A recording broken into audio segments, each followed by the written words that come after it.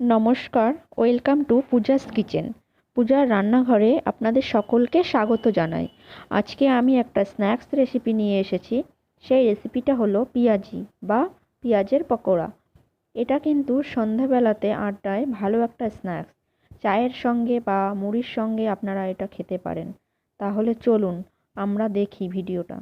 যদি ভিডিওটা ভালো লাগে তাহলে আমার চ্যানেলটিকে সাবস্ক্রাইব করবেন, লাইক এবং বন্ধুদের সাথে শেয়ার করবেন।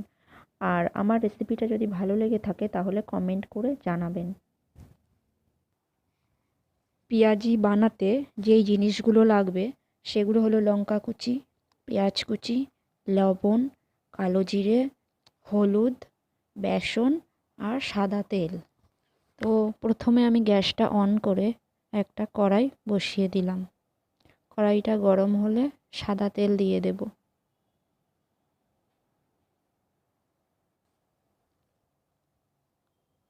তারপর একটা বোল নিয়ে নেব, তার মধ্যে সব একে একে দিয়ে দেবো। প্রথমে পেঁয়াজ কুচি, তারপর লবণ, বেসন, লঙ্কা কুচি, কালো জিরে,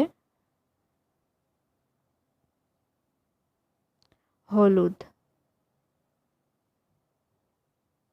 দিয়ে ভালো করে মেখে নেব।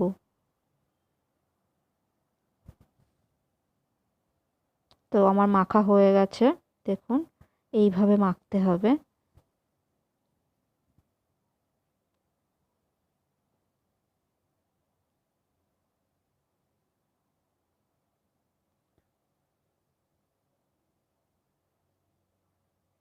এদিকে কড়াইতে তেলও গরম হয়ে গেছে। তো চলুন আমরা পকোড়াগুলো ফ্রাই করে নিই। প্রথমে আঁচটা কমিয়ে নিতে হবে, তারপর আমরা বাড়াবো, না হলে কিন্তু ভিতরে কাঁচা থেকে যাবে আর ওপরটা পুড়ে যাবে। পেঁয়াজি কিন্তু বাঙালিদের খুব প্রিয় একটা মুখরোচক খাবার। সন্ধ্যাবেলায় চা দিয়ে মুড়ি দিয়ে খেতে ভালো লাগে। তো আমি একে একে পেঁয়াজি দিয়ে দিলাম কড়াইতে। এবার খুন্তি দিয়ে একটু নেড়ে দেখব, উল্টে পাল্টে করে ফ্রাই করে নেব।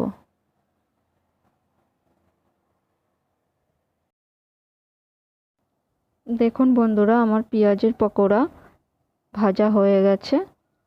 এবার আমি এগুলোকে নামিয়ে নেব। আপনারা আমাদের ভিডিওটা দেখলেন, আশা করি ভালো লাগবে। আর যদি ভালো লাগে অবশ্যই আমাকে জানাবেন। আমার ভিডিওটাকে প্রচুর প্রচুর লাইক শেয়ার করতে ভুলবেন না। আমার চ্যানেলটিকে আজকেই সাবস্ক্রাইব করে নিন। সবাই ভালো থাকবেন, সুস্থ থাকবেন। আবার দেখা হচ্ছে অন্য কোনো রেসিপির সাথে। Thank you.